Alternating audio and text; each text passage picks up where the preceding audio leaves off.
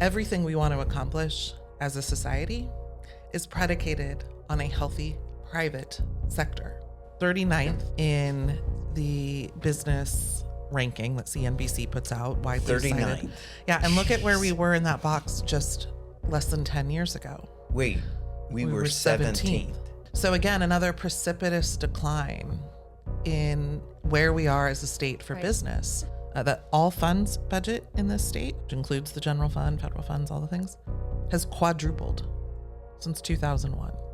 Quadrupled.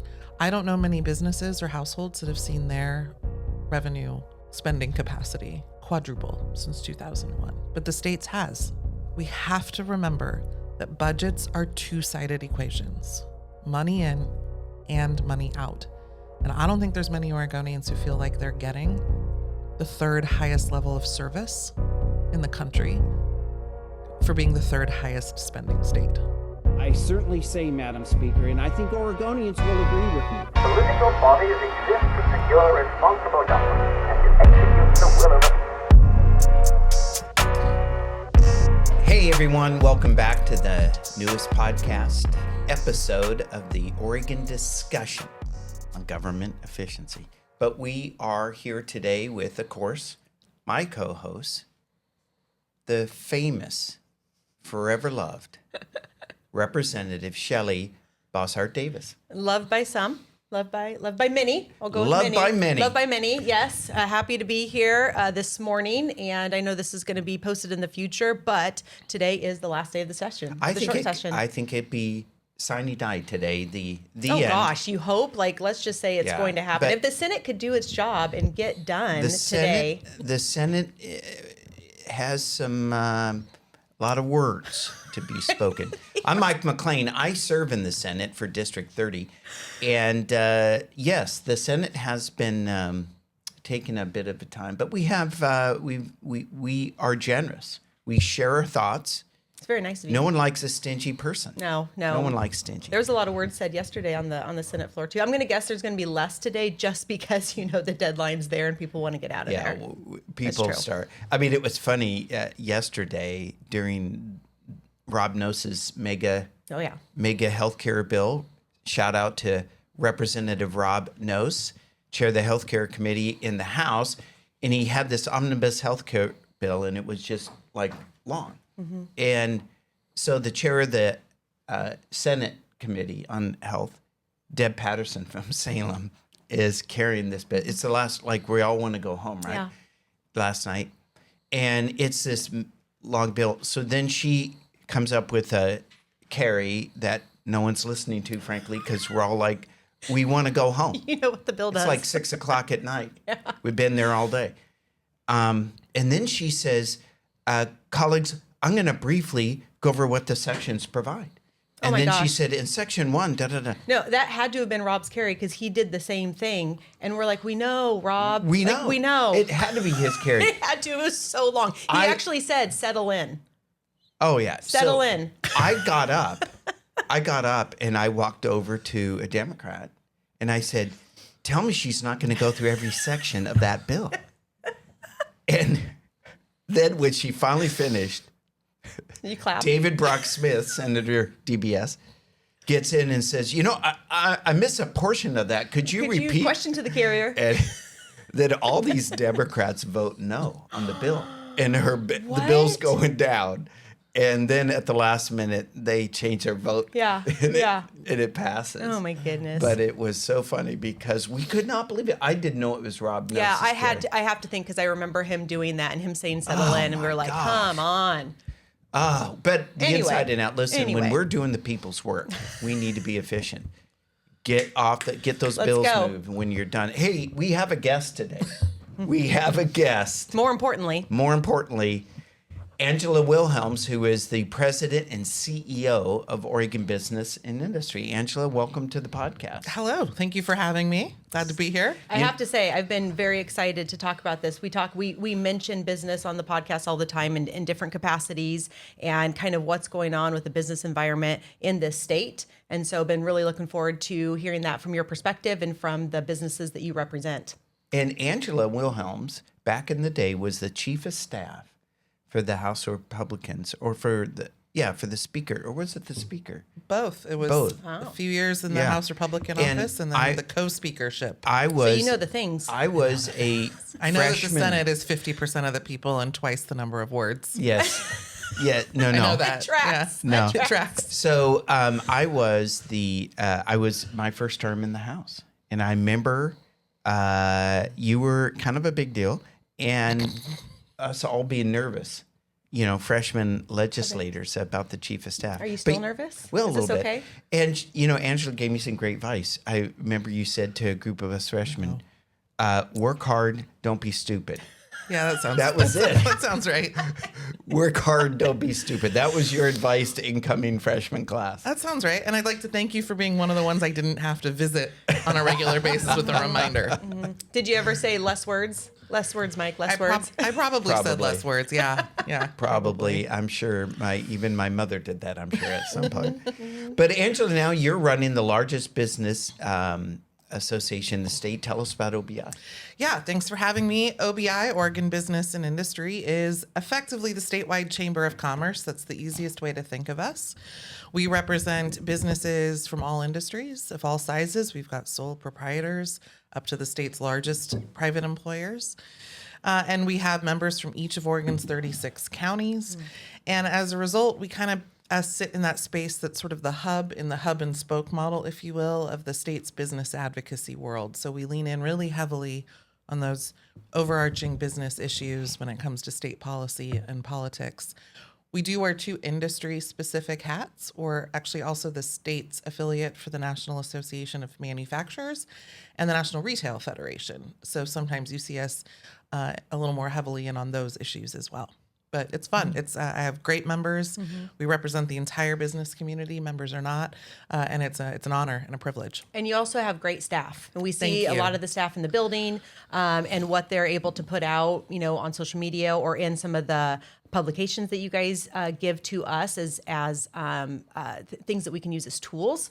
So great staff. Really appreciate the professionalism that you have employed. So yeah, that's awesome. Thank you. Yeah, and I know that. Prior to running OBI, you worked for U of O, correct? I did. I took a break from the legislature, went to higher ed, which is weirdly more political. Yes. But in the interim, you went to law school, right? I went to law school while I was the chief of staff. Yeah. So you're political operative, not really operative, whatever, chief of staff, a lawyer. Then you worked for U of O and became their secretary, right? You could tell us the secrets of U of O, and because I'm a beaver. I know. 2 beavers. And, I know. So we won't get into that.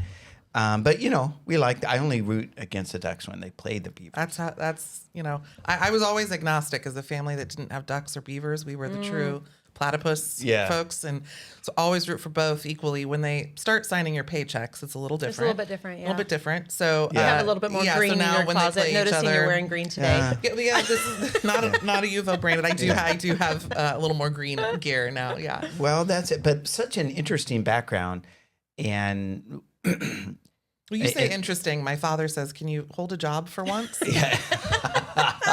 But they're all very high level, so just you got to throw that back and be like, listen. So you've been, so you have all these background and training, which is why I can absolutely see, and of course we applaud that OBI chose you to lead us into an era where there is going to be a lot of headwinds for business, a lot of changes. And so you and your great group of folks have looked at Oregon's economy, the business sector, some of the stuff going on in the state. And we've both seen and heard you present to folks. And I would love it if you could present our viewers today and talk with folks about where Oregon is, just a real, no kidding, how are we doing when it comes to the business sector, manufacturing? What are our headwinds? Where do we need to go? Yeah, happy to do that.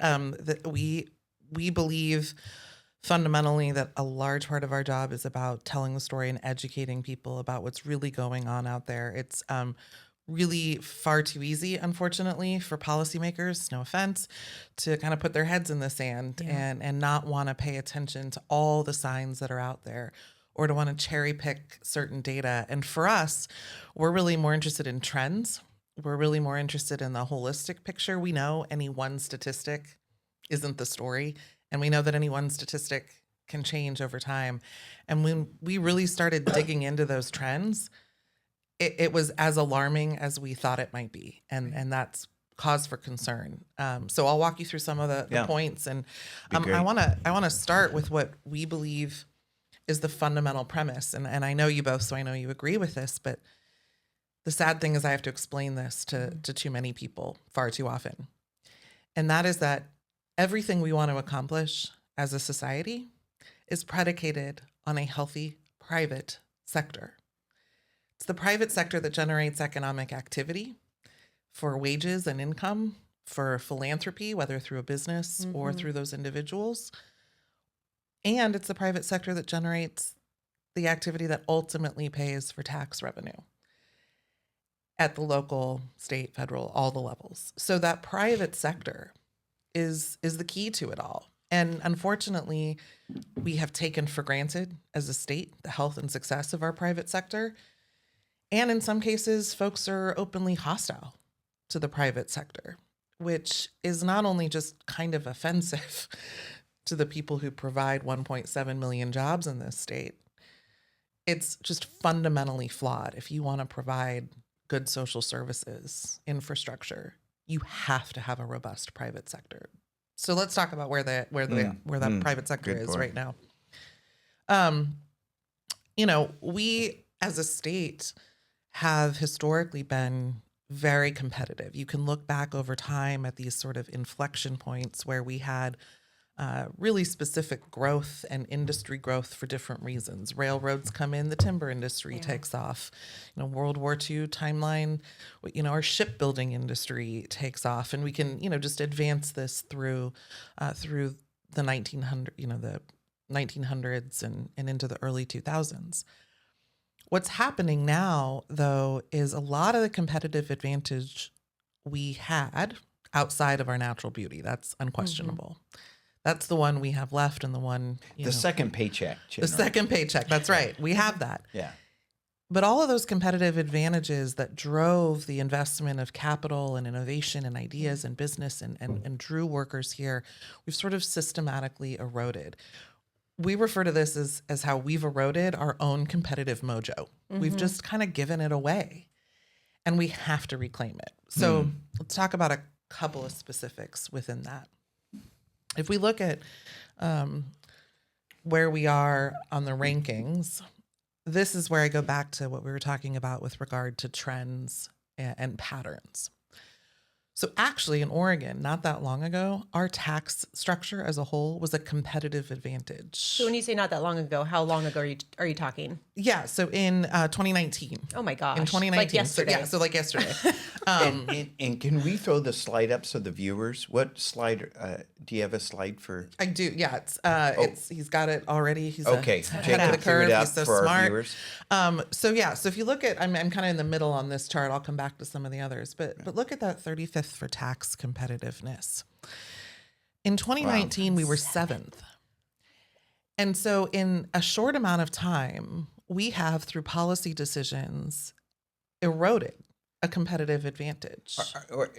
We were 7th in 2019. Yeah.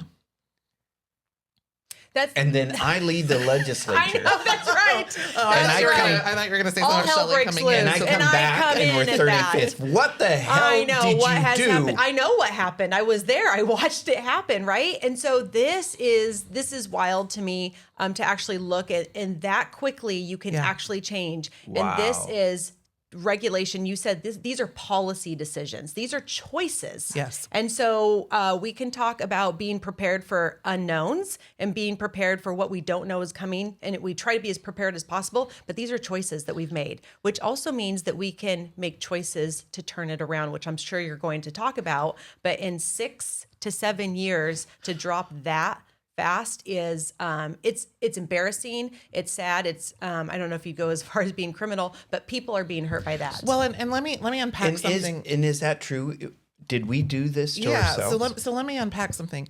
Between 2019 and 2023, according to an Ernst & Young study, they're pretty smart people. They know what they're doing in the tax world. Between 2019 and 2023, the state's effective business tax burden rose by 33%, a full third in that 4-year time. You look at what happened. Well, that aligns with the corporate activity tax, which is an outlying tax in the country. There are very few gross receipts taxes out there at all at the state level. And the ones that do exist are much lower, much more tightly written. That also coincides with the paid family leave and medical insurance tax, which, well-intentioned program. That program, interestingly, will come up when we talk regulation in a minute too. But so there are these policy choices that are made. And again, that's the prerogative of those elected to office. We respect that, but we have to recognize the consequences. And just this year, I did an interview for our podcast. Shout out Oregon Business Matters if you want something to listen to after you listen to this. Of course. Yes. Yeah. And I think and it's audio only, right? It's audio only. Okay. It's good. Thank you. Yeah. That we did a podcast interview in January of this year with a fellow from the Tax Foundation, and we were talking about this slide and kind of what led into it. So if people are really interested, they can listen to more. But I asked him, what will happen to this ranking if we disconnect from the federal tax code, which the legislature chose to do this Such a big session. word this last month. And we won't go into all of that. That's a very detailed conversation, but it's really unfortunate. The legislature took a massive swipe at a small and mid-sized capital-intensive businesses and a timing tool that they have in order to realize short-term gain that they don't even need from a budget standpoint. Mm-hmm.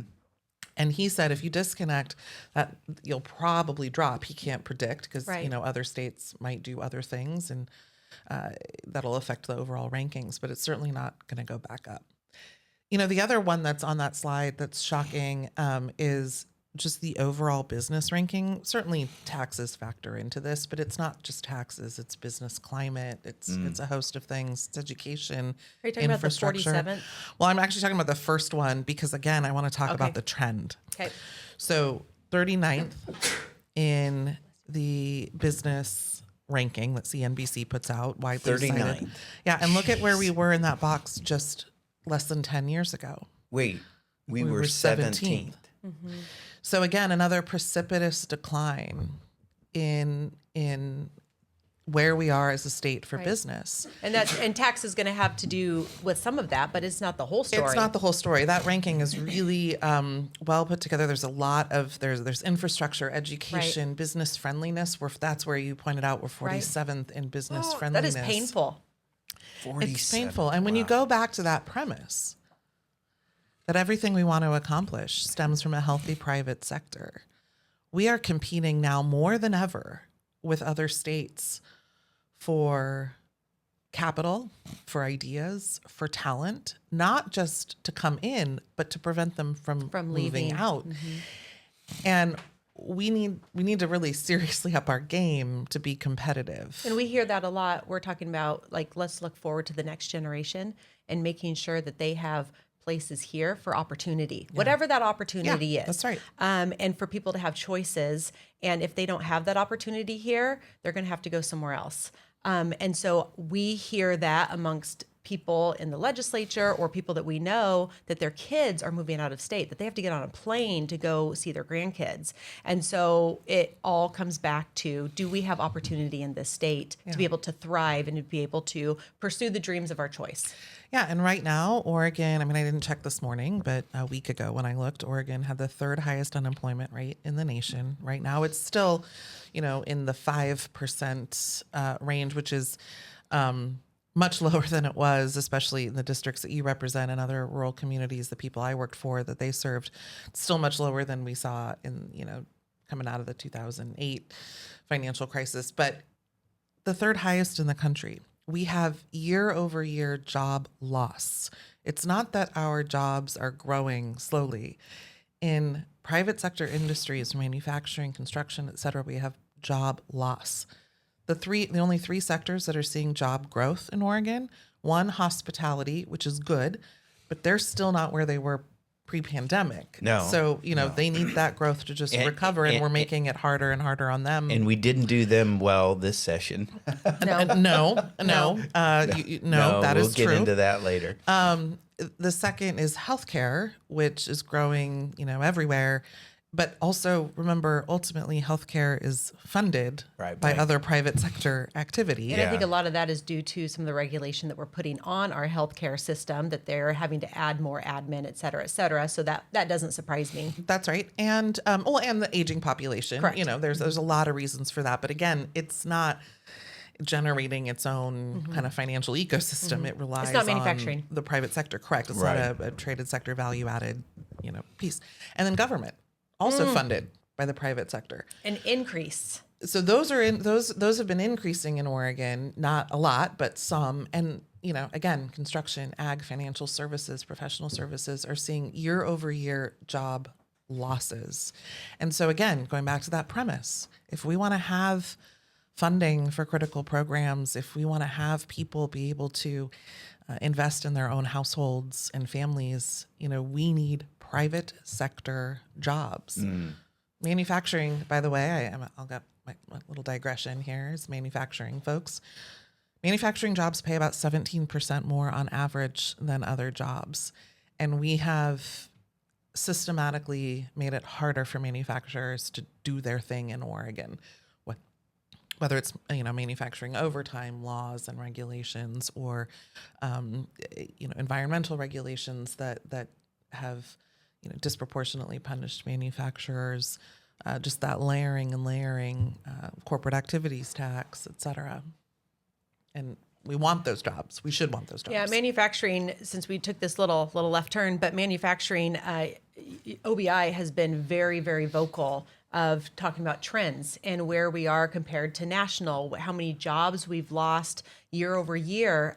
And like you said, these are jobs that provide family wage jobs, higher than. They're incredible jobs. And to see that trend go down, especially with the history of Oregon and manufacturing, it's sad. But I was going to ask you, have we gone past the warning signs? Like, are these warning flags, or are we now waving a big red flag and saying, if we don't turn this ship around, which takes time, then we're headed for catastrophe? Yeah, we've been, over the last year, really specific and focused in asking for three things. And the first of those things is simply acknowledgement of the problem and acceptance that there is one. Mm-hmm. I think I don't remember the stages of grief, but I feel like I think that's number one. Yeah. Or maybe you have to work through the stages to get to, but acknowledging is that's when you've reached the pinnacle of working through it. Acknowledging that we're on the wrong track. Acknowledging that this is, if we continue down this track, it's going to be problematic. Yeah. And we, for a long time, I started in the end of 2021. This was all already starting. Mm-hmm. That's when we were flashing warning signs.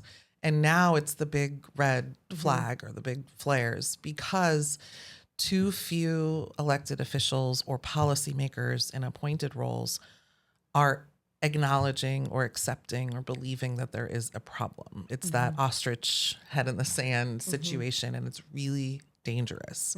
It's really dangerous for Oregon businesses and the families that they support.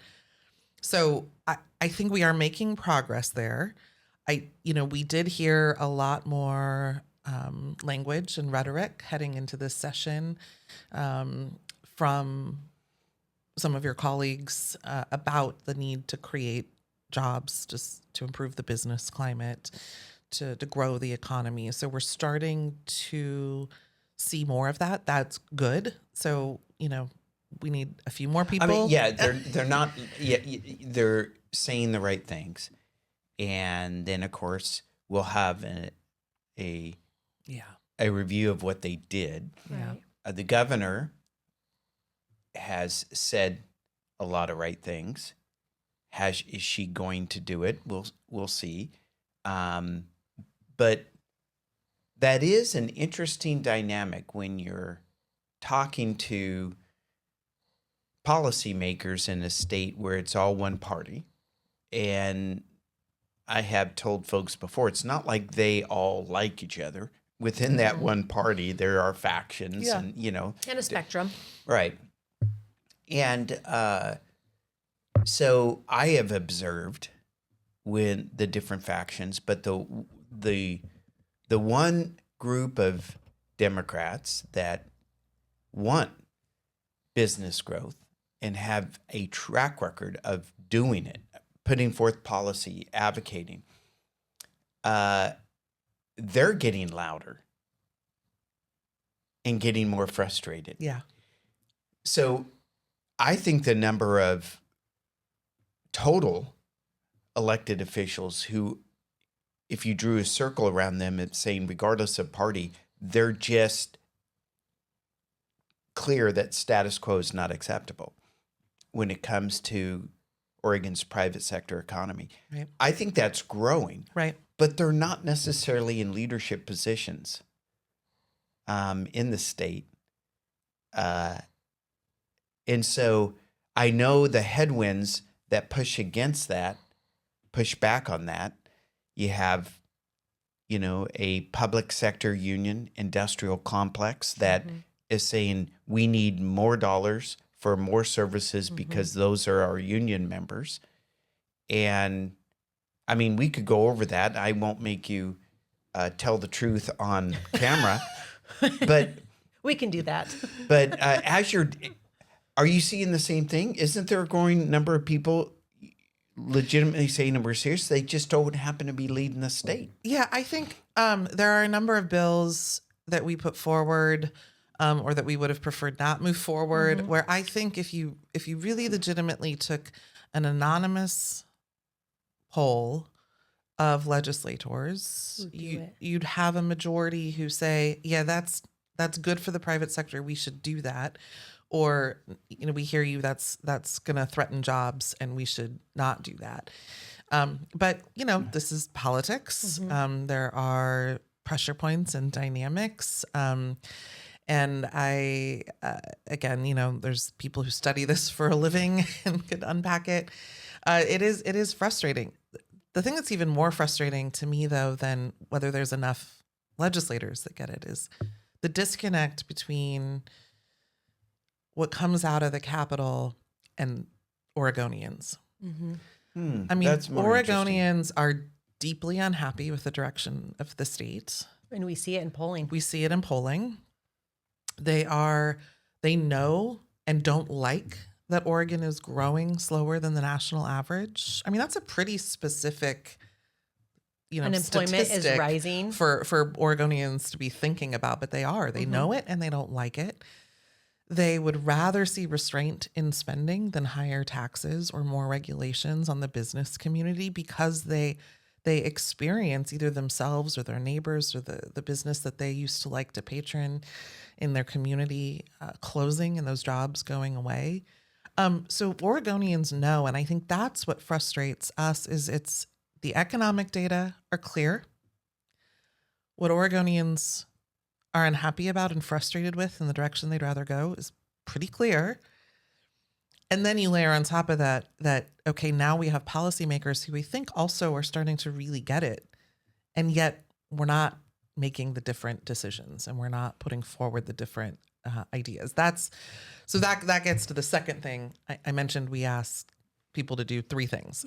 The first is accept or acknowledge the problem. The third is to stop digging the hole. I mean, the second is to stop digging the hole. Is this the do no harm? This is to do no more harm. We are in a hole. We can get out of it if we put down the shovels and build the ladder. And the session was a good opportunity because we started to see some of that rhetoric. So this was a good test. Like, are they actually going to put down the shovels? We're in session. We can actually make choices by either passing bills that help or at least don't passing bills that harm, right? So this is a perfect test case to say, we see the headlines, we know the problems, we know the Oregonians are feeling it. What will they do? Yeah. And so, and unfortunately, on the whole, on the WHOLE, on the whole, that metaphorical hole got deeper. The shovels did not get put aside. So there's more dirt on the outside now, and we're further down. So even if we'd started to build a ladder, we now can't reach it because we're further down. You know, and I will stop beating that metaphor. If we were to talk right before the session with the amount of headlines, the fact that this is an election year, the fact that we know what polling shows with people, cost of living is top of mind, unemployment is rising, people are leaving, opportunity is less, all of these things, I would have said they've got to see this, and this is their opportunity to say, we are responsive to you, the Oregonians. Yeah. And I actually would have believed that, even with my 7 years of experience in the building. Yeah. And so it's a little bit shocking that at least there wasn't like a small net positive, or at least a stop, do no harm, so that we can start crawling out of this. And so I'm a little bit surprised, very disappointed.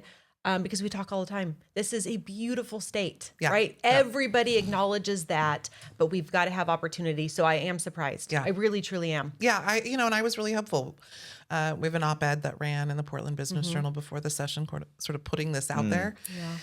And we put that together really hopeful that this could be a session where we could all take a breath. We could not pile on. And unfortunately, and also, really disappointingly, there were some bills that the business community and economic development entities were just ubiquitously opposed to. Again, the tax disconnect that really goes at those small and mid-sized, capital-intensive, ag, food processing, other manufacturing. Widespread opposition to that from economic development professionals, chambers, business professionals, people who know how bonus depreciation and tax code works, et cetera. Like, accountants didn't like it, And yet there was sort of this twisting of other provisions and things and things that were created that actually weren't asked for by businesses to help, so that there could be this. Yeah, there was that they created a fund. They said, we're going to create a fund in $25 million for a $1,000 per employee tax credit. Right. So let me reword it. If you're an employer in Oregon, which is what the proponent, Senator Broadman, had explained it out of the Senate Revenue Committee. If you are an employer in Oregon in 2026 and you hire a new employee, so you expand your workforce, not for the old employees, for every one employee up to 10, $1,000 credit. I pointed out to him in the proponents of that, and I said, great, but accelerated depreciation is way more valuable. But if you have a new employee, what's the average salary? So I was on the floor of the Senate arguing against Senate Bill 1507, which was the disconnect bill. And I used an example. I said, you get a $1,000 credit. Let's say you pay someone a good wage, so you pay $50,000 a year. And suddenly the gallery, which was filled with people, started laughing, bursting up laughing. And this is what I knew. $50,000 is not a good salary. So I used it just for the math, and it was uncomfortable, the laughter. And I said, okay, maybe 100,000. Double your math real quick. I said, but if at 50,000, it's only a 2% benefit. It's a 2%. Well, and it makes you spend the other 98% that maybe. Well, and it's a 1 or 2% benefit, depending on which salary level we're going with. How much time does it take you to go through the process of applying for the credit, getting approved for the credit, proving? So we were on our annual Manufacturing and Innovation Roadshow last year, and one of the places we stopped at was talking about how, they're grateful that they had the opportunity to go after an opportunity zone benefit, but they'll never do it again because the pain of going through that from a bureaucracy process, an administrative process, was far more expensive than the benefit of of the credit, and it's about the same kind of dollar amounts you're talking about here. So it's Well, and did you know House Bill 4084, which is the governor's economic development bill or whatever, was amended in Ways and Means. Yeah. This is Which typically doesn't happen. No, but I hope our viewers get this. This tax credit thing, which they sold for the disconnect, and we're getting far because the disconnect problem. Okay, then the same Democrats came back 2 weeks later, amended the disconnect bill, reduced that tax credit down, and added more process to get it. Yeah. It's one of those things where at that point we were like, well, we're not gonna. There were other, there's other things in the 4084, the governor's bill, that we liked, and we just focused on those because the tax credit to begin with was such a joke. Yes. That we're like, whatever, do whatever it is you're going to do to it. No, because but it was smoke and mirrors. That's their marketing. It was smoke and mirrors. They're like, look at this over here, and you're like, no. Like, don't look at that like little smoke screen over here. Look at what's happening. But I also think that as we're talking about what this session and the do no harm, you're on point number 2. Yeah. We'll get to 3. I promise. That we in December we heard our governor announce in a huge business conference in Portland, massive, her prosperity roadmap. Right? Technically Tualatin, but sure. Yes. Whatever. I was blue ribbon. Oh, that's right. It was blue ribbon there. Yes. panel of smarty people that are going to lead the roadmap. way. Prosperity. And so, and hired a chief prosperity officer, which I say that's the governor's job. The governor should be the chief prosperity officer of the state. That's my opinion. But but we also have an agency called the Oregon Business Development Department, which in their vision actually says prosperity for Oregon, uses the word. So anyway, all of these things are already created. Agency you've been running. So we see. So she obviously sees. She's hearing something that we're on the wrong track.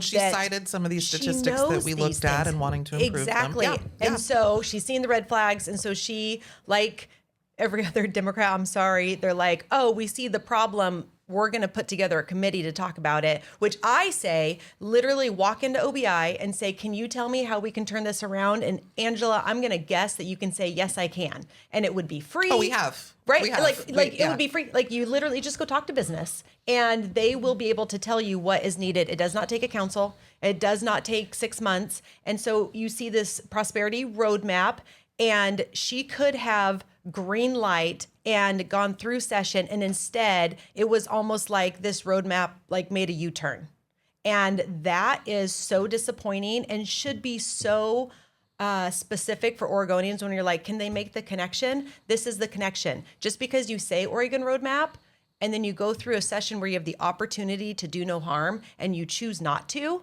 then that should be telling for every single Oregonian. Yeah, I mean, it's again, when we're talking about my 3 points, thank you for the segue, because the third is to actually then do the work, to prioritize economic and business development, full stop. The talking about it doesn't do the thing. Ignoring it doesn't do the thing. We've got to actually do the work. And some of it's really hard and complicated. To have a serious conversation about the state's admittedly wonky tax structure and the limitations on local governments to, do what they need to be able to do. We need to have a grown-up, serious conversation with experts who know how those systems work at the table, not the loudest advocates or activists, but the experts. The same thing goes for the land use system. There's a lot of things that I think many of us appreciate about the land use system and how it's prevented sprawl and protected farmland, and that's important. But are you telling me seriously that a system developed 50 years ago, right, when Oregon was at its peak growth, growth we couldn't manage,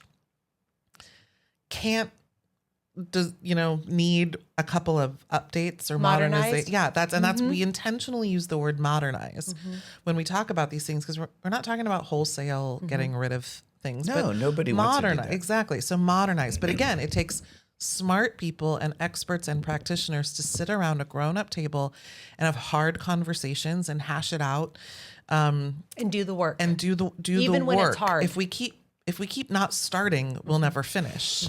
Yeah. And so there's a lot of those big picture things, but there are a whole lot of small things that can be done, easy things that the legislature could do, that the governor can do just in managing the agencies or executive order. So let's get to it. Like you said, let's we know ideas. what to do. We know what to do. This is not where the states are like the laboratories of experiment or whatever the phrase is. But we're not alone. There are a lot of other states with really good examples of what's worked and what hasn't. We don't always have to make up our own thing and do it differently or be the first or the most. We can learn from some of these other programs, processes, oversight schemes, et cetera. So we do have the list. We've had the list. We will refresh and update and re-release the list.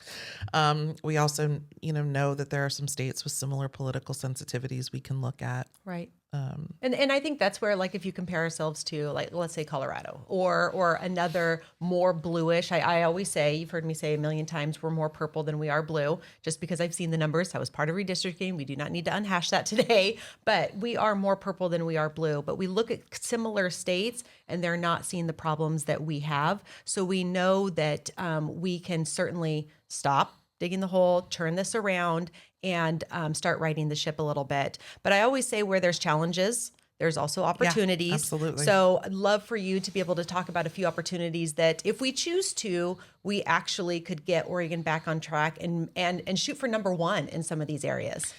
Let's take regulation as an example. I know as soon as I say the word regulation, everybody's eyes like glaze over and, they nod I love off. it. Bring it on. The two of you can You're hang. speaking my language, sister.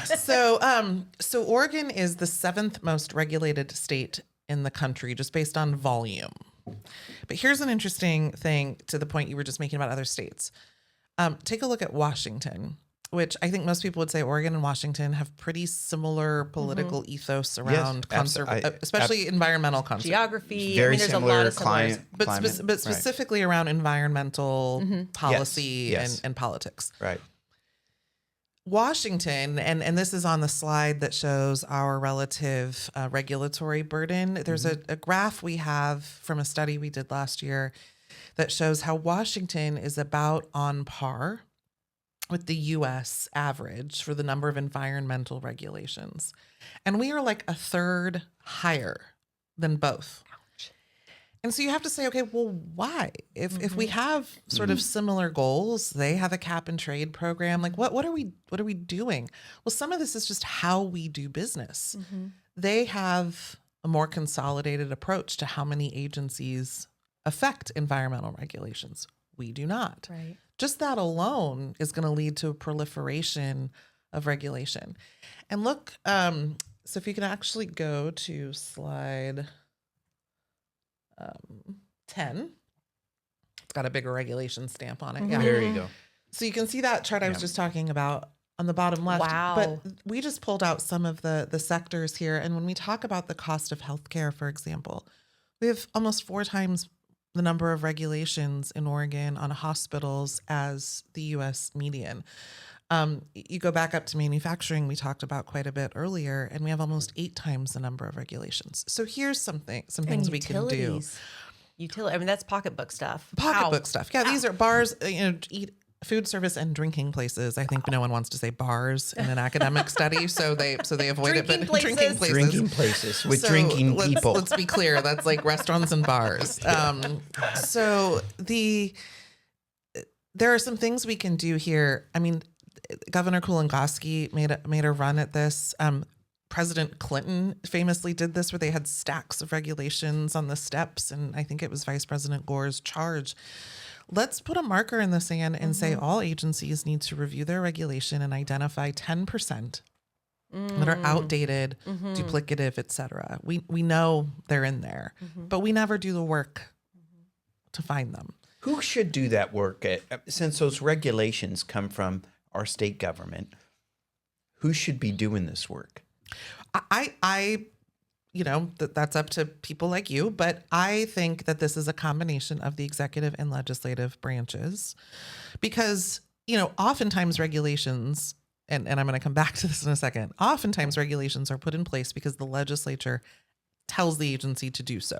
You implement this program that we just passed into law, or, you're the subject matter experts. We'll put the framework of the law or program together. You have to do the regulation to figure it out and implement it. So I think it has to be a partnership. There are states, Washington is one of them, but there are others that have legislative committees dedicated to reviewing rulemaking. And so it just forces a conversation. Oh, that's an idea that I know in my previous service when in the House we promoted we should do that. And of course, Speaker Kotek at the time, respectfully took the meeting and listened and then promptly said no. Yeah. But that would be, And back when, so I was a staffer in leadership when the Legislative Policy and Research Office was created. And this was part of the conversation about why the legislature needed to have its own more robust audit and policy and research teams and staff, right, so that it could do this checking to make sure that they're following intent, et cetera. British Columbia has a policy where you add one, you take two off the books. Oof, and they're not the bastion of conservative Canada either. No. And there's one, and I won't go too far into the regulatory depths, but there's one other thing. We tried to get a bill passed this session. There's a legal term, you will be quite familiar with it, called an arbitrary and capricious standard. Yes. The vast majority, like 45, 46, I can't remember the exact number of states, have this, meaning rules and regulations can't be arbitrary or capricious. They have to be rooted in an authority or a program where the agency has been given authority to do that thing. The federal government has it. And in fact, in over 30 of the lawsuits that Attorney General Rayfield has filed against the Trump administration in the last year, he has referenced as one of his arguments for the basis of the suit a violation of the federal arbitrary and capricious standard. So this is something that's good enough for most states. Mm-hmm. It's good enough for Oregon to sue the federal government over, but it's not good enough for Oregonians to have that same protection. We had a bill, it's a very quick fix, and it doesn't upend any particular rule at this point in time. It doesn't undo any regulation or policy that people have put in, but it sets a stage for going forward. We're going to be a little more thoughtful. So if you have some of those things, sunsets, et cetera, those are easy things to do. They're about going forward. They're about forcing a review of the past because things do change. And none of those should be controversial. And that's step number one. That's acknowledgement. And then we can move into step 2 and 3, right? Yeah. So that's where that is. Yeah. I'm going to take off and I'm going to let Mike close you out. Thank you for being here. Thank you for your service. Thank you for being here. Representative Boshart-Davis has a very important interview. She's a very important person. And so for the viewers, you will see our beloved co-host again. She just has to jump on live TV. I also like how she's trying very carefully right now to get out of here without her heels making noise. But let's just acknowledge it's happening. Boots. Good point. So you had a bill that you were in favor of, and the bill did not pass. No. And did the bill get a hearing? It wasn't a mic. It got a hearing. It was a House bill. House bill. So it had a hearing, and there was actually, when we talked to, we didn't talk to a lot of the senators about it because we were focused on the House. And this is another one of those examples. When we talked to a lot of people, they were like, "Oh yeah, that makes complete sense." And then the bill doesn't move. Okay. Well, Oregon legislators, we can do better. Hint, hint. That's a great example about just something that most people don't think about. Right. And nor should they. And nor should they. But what else? We can change that standard. We could reduce, maybe adopt the BC model. Yeah. For every one you promote, agencies take 2 off. Yeah. It's so there's sunsets. Many states have automatic sunsets for every regulation. And it's not to bog down the system. You can do consent calendars and things that are obvious, or, a bucket of things are going to need to be updated because federal law changes and we have to change our, rules to do that. So there's a whole list of things. We have the Oregon Competitiveness Agenda. We'll be re-releasing that in the fall in advance of the 2027 legislative session. But a lot of those concepts are still good. They're rooted in the research we've done around best practices.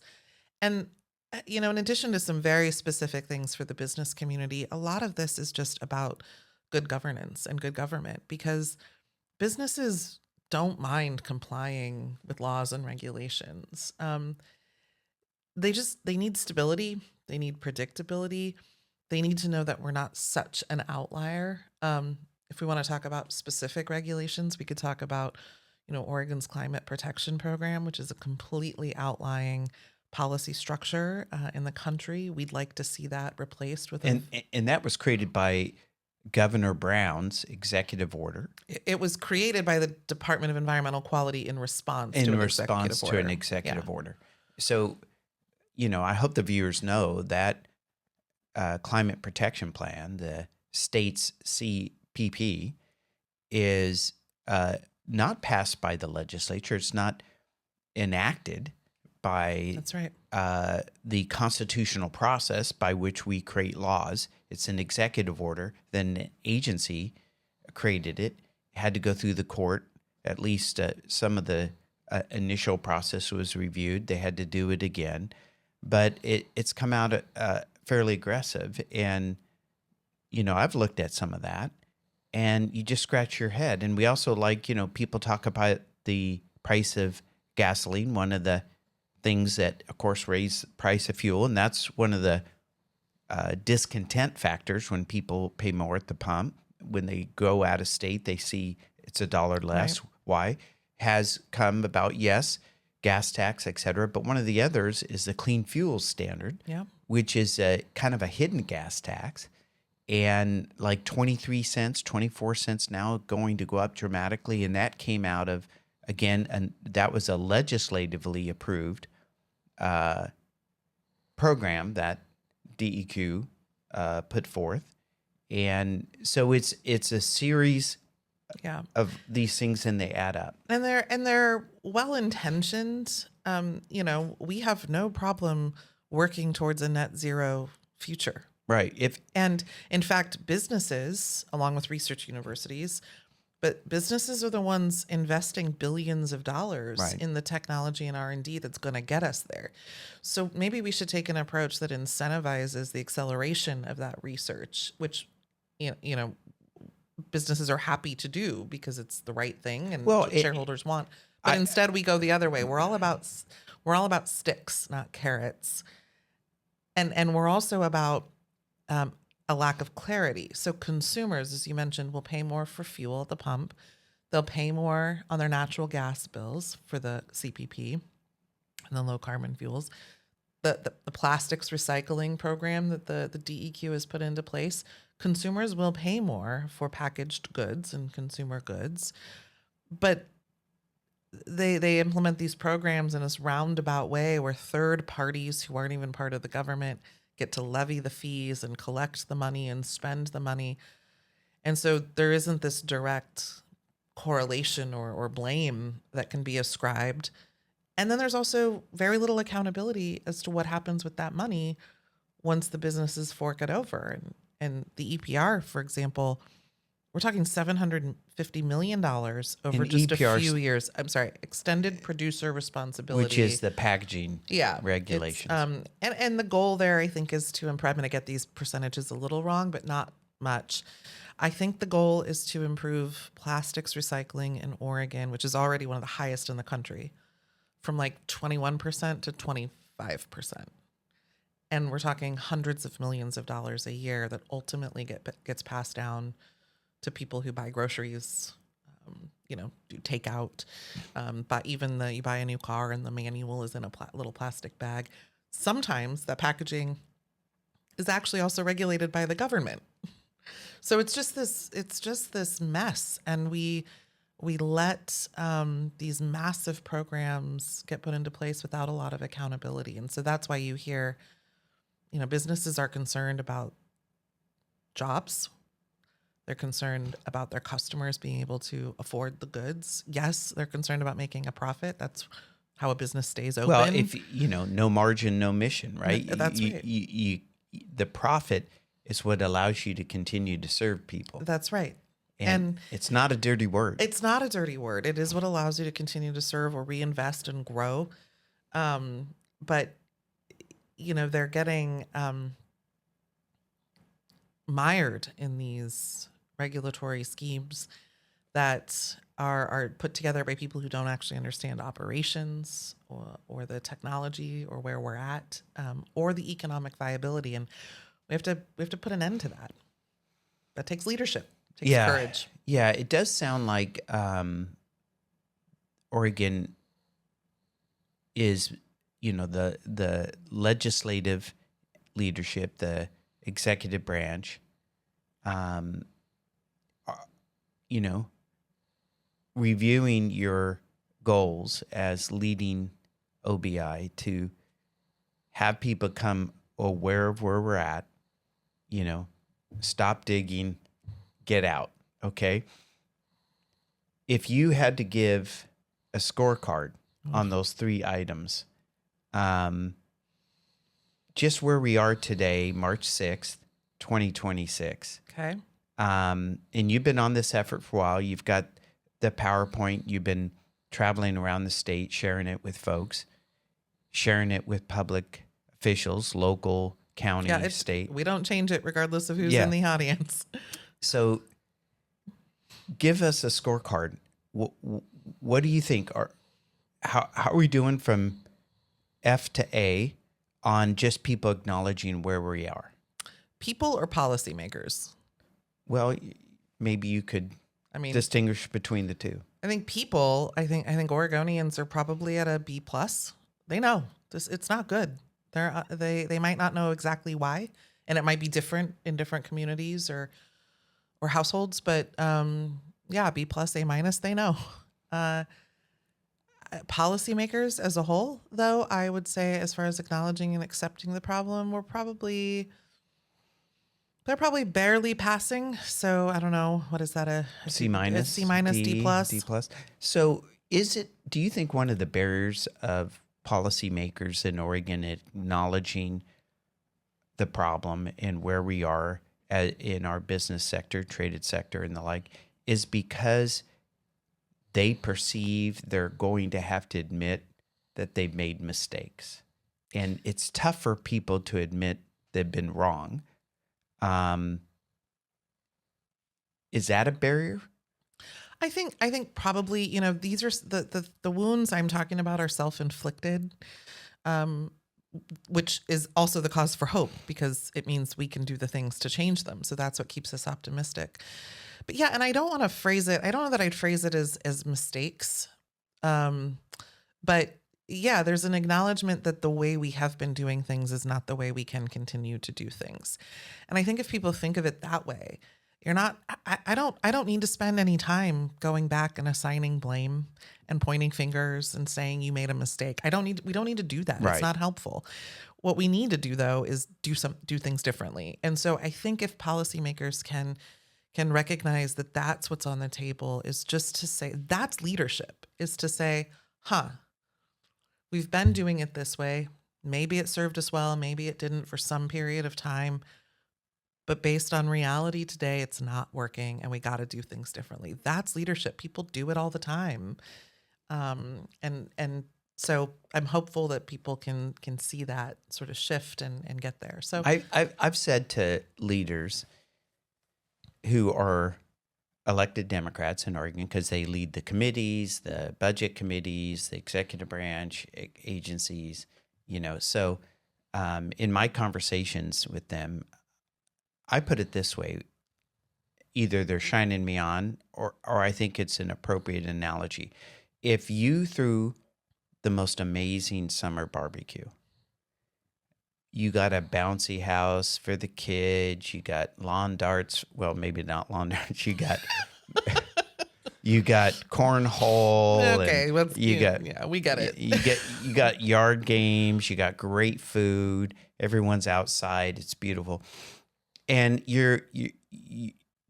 people are thanking you, and you're just like, wow, this is the way to throw a party.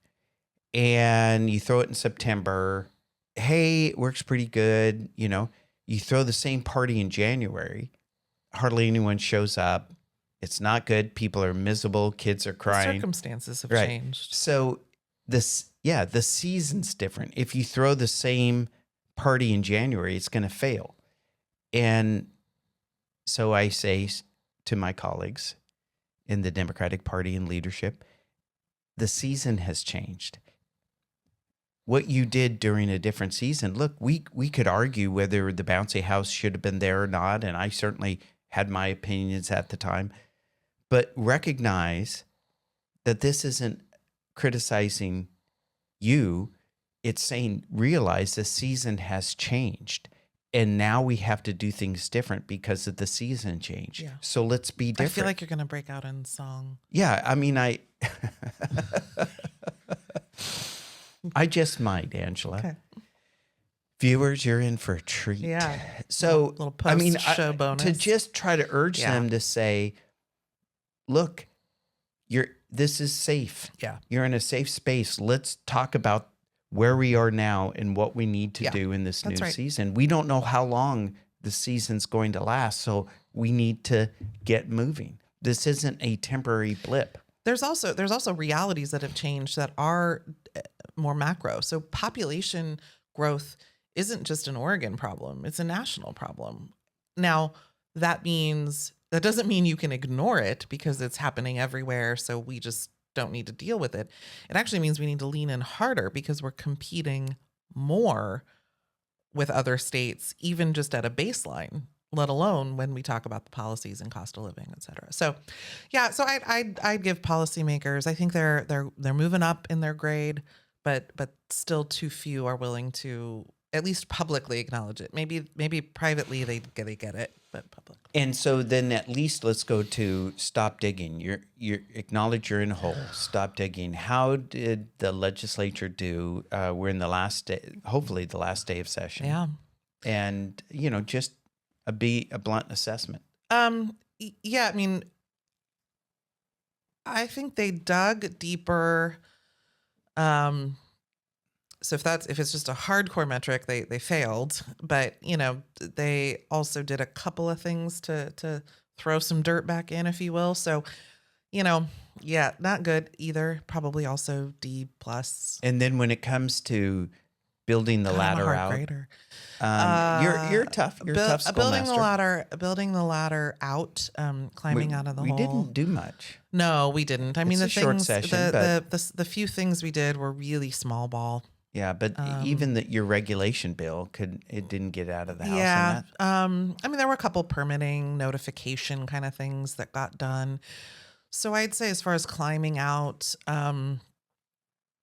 C-. Yeah, D+. Again, we're not advancing grades. Yeah. Well, I know I can't do with that. I gotta stop that metaphor. But at the same time, I think it's an appropriate assessment because, we're heading into a campaign year, but we also are headed next into a long session of 2027. Yeah. There are headwinds when it comes to the state's budget, that being the national debt, requiring the federal government to try to lower its annual budget deficit, not adding to the debt. We're going to be past $40 trillion of debt at the national level. That continues to put pressure. We have an aging population, a system in place which doesn't look like, the annual budget deficit is going to get lower or projected to be higher. I've been advocating for us to prepare that net of inflation, the dollars coming from the federal government that we draw down for services and other types of things will be going down. And that means the pressure on the general fund to backfill will be going up, and not just up a little, it's going to go up almost exponentially because there are advocates that rely on that, even if it's federal money mixed with general fund money. And those folks are intensely active in the Capitol. And So it's going to be a pressure cooker in 2027. Yeah.